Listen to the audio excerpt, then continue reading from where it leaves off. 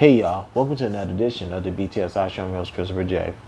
We're going to talk about comments that Deion Sanders made today in regards to why HBCUs were not drafted this year in the NFL draft. But before we get there, you guys know what you need to do. Subscribe to my YouTube page. Follow me on all my social media accounts. We are on the road to 1,000 subscribers. Once we reach that goal, I will give just one person $100. And so you guys know I'm a man of my words. I will reward someone $50 once we get to 500 subscribers. We are almost there to our goal, so let's keep getting these numbers up. Now, FNX. The links are located in my Twitter, Instagram, and Facebook bios. Since you guys are watching on YouTube, it's located in the description for you. In the links, once you click the links, it's going to take you to the home page, and whatever your goal is, you can actually shop by your goal. For example, let's say if you are interested in weight loss, you will just simply click the tab, and once you click the tab, you see all the supplements that you will need to assist you in weight loss. Let's focus on Immune Plus Complex, science-driven immune booster. One reason why I will take this is because one of the ingredients inside of this is elderberry. My wife is big on me taking elderberries, whether I want to take it or not. Most times I don't. This is something my wife will approve of me to get and to start taking on a daily basis. Get all you can. Like you said, they got weight loss. They also have performance. Another category is health and wellness. And the fourth category is muscle gain. Shop the goals that best fits you. And of course, you want some workout attire, go ahead and take advantage of that. Lord knows I got several of those and I got some more on the way. Fill up your shopping carts. Once you do, use the promo code BTSI for 15% off. Again, BTSI 50% off. Also, we have a new partner coming real soon. So keep an eye out on my social media accounts. We will properly introduce ourselves when that time comes. All right. So let's get into today's show. The 2021 NFL draft. 259 players were drafted. None of them was from any HBCUs across this country, and there's 101 HBCUs in this country. Deion Sanders voiced his frustration about this, and here's my take on this. How come there was no one drafted? Of course, there has been HBCU players in the past. Ladies and gentlemen, Michael Strahan from Good Morning America went to Texas Southern University and got drafted to the New York Giants, and the rest is history. So quality students are at these schools. Probably better than the college players you see today or in the past. But why are these professional teams not focused on the HBCUs? Here's why: exposure. And I'm talking in the eyes of the owner of an NFL team. If you want my money, you need to get my attention, and you need to keep it. The problem about these HBCUs is not only the exposure. The second issue is the marketing. Let me give you my example. When I go to the grocery store, whether it be Walmart or the CVS pharmacy, I'm going to see University of Houston attire, which is fine. I went there, cool. You're going to see, what else you're going to see? You're going to see University of Texas. You're going to see Texas Tech, Texas A&M. You're going to see Houston Baptist University. It's a private university in Houston. You're going to see all these other name brand schools in a convenience store. You know what I don't see? I don't see nothing Texas Southern University. And they are literally right across the street from each other. Ladies and gentlemen, the only thing separating Texas Southern University and University of Houston is Scott Street. That's it. That's the only thing that's separating them. So why is it that University of Houston has more exposure? Because the marketing team did a hell of a good job to make sure wherever you go, wherever you turn your head, you see University of Houston.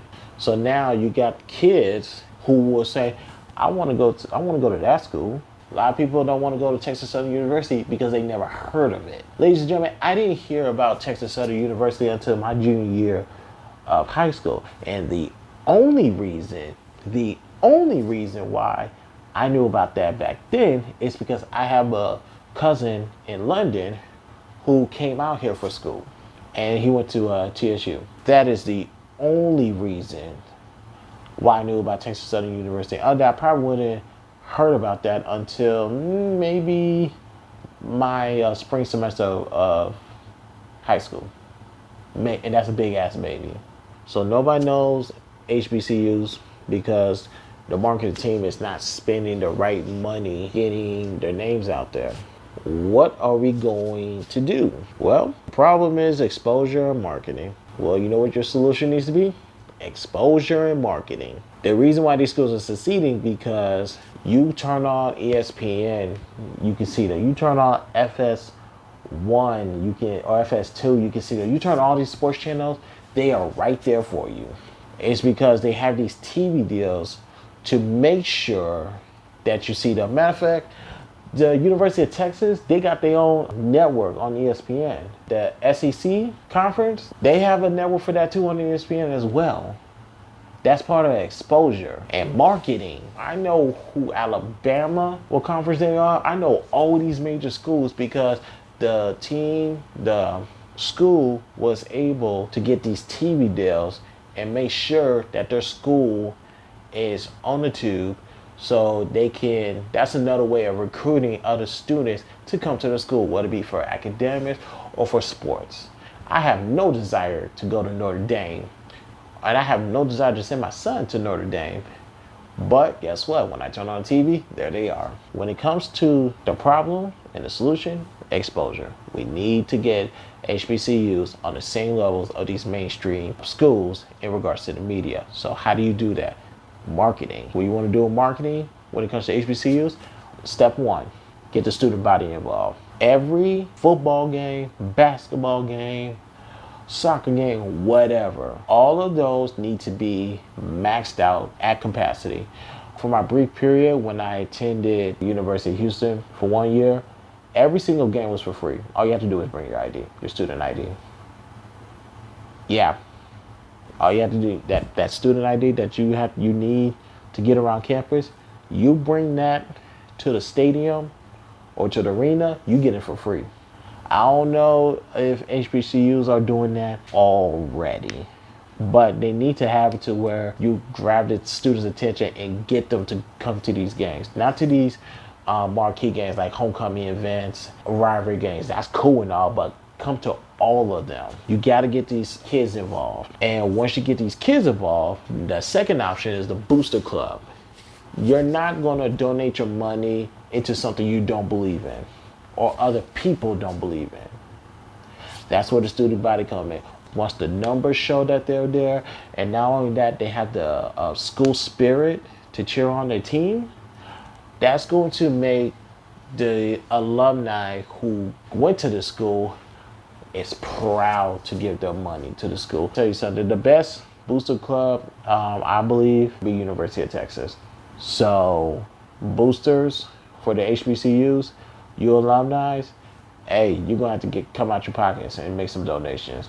And last time I checked, these are tax write-offs anyway, so you're gonna win anyway. Make the donation. So once that part is taken care of, step 3, sponsorships. You got to get sponsors. Now, of course, they have all these monies from the tuition and all this extra stuff. I get that. But the sponsors are going to help. Whether it's locally, locally, of course, you want to get your local people involved who want to sponsor the team or just get their names on somewhere on a billboard, somewhere at the games, that type of stuff. Those look good to have on your resume. Like Nike sponsor the team, or Adidas, or I don't know, Jordan brand. All of these name brands, sponsorships, those will go great into elevating HBCUs. Once that is taken care of, the last option is television rights. somebody in the marketing department is going to need to go to NBC, CBS, Fox, ESPN, Fox Sports, whatever. Matter of fact, once upon a time, BT played HBCU football games back in the 90s, the late 90s, early 2000s. I remember that one. I don't know why they stopped. Well, okay, I think I know why they stopped. But if you get these television rights, especially along the side with these Main Street schools, like I should not see the only time I see my HBCU teams play is if they so happen to look up and play a Main Street school. In regards to football, and the last time I seen an ass whooping on TV. It was UConn versus Texas Southern University. I'm not gonna repeat that score. And the one I saw in person was Texas Southern University at University of Houston. I'm definitely not repeating that score. Television rights, we need to get out there because you got to have faith that the product on the field or on the court is going to do enough to impress the scouts. Trust me, you give these kids the opportunity, lights, camera, action, they're going to make the most of it. Trust me when I say you give these young kids a chance, they will make the most of their opportunity. Matter of fact, Texas Southern University made it to March Madness.